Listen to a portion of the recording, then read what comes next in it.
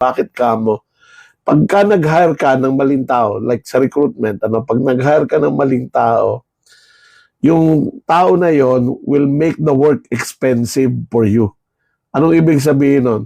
The person will not meet the standard. The person will make mistakes. And mistakes, some of those mistakes might be expensive mistakes. No? Hindi niya mamimit yung mga productivity target niya. So, sa pagmamadali mo mag-hire o kaya nag-hire ka ng mababa ang sweldo kahit na sana meron kang kukunin na mas mahusay pero kasi masyadong mataas yung hinihingi nun.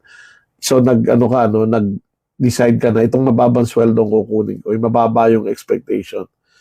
Kaso mababa din yung performance nila. So you end up hiring people who are more expensive than the high-performing individuals, di ba?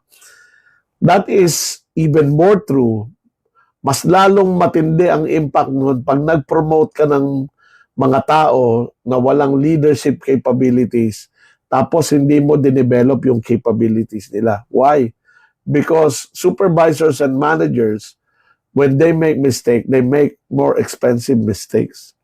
At namumultiply yung mistakes nila dun sa kung ilang tao yung reporting sa kanila. Hindi po ba? So yun yung malaking problema doon. Ngayon, if they're good at what they're doing, magaling silang supervisor, magaling silang manager, that is also multiplied by the number of people they lead. Kaya mabilis ang ROI, yung return of investment ng leadership development, leadership training. For example, kung umattend ka, halimbawa umattend ka ng supervisor ka, no? At pina-attend ka ng training on leadership,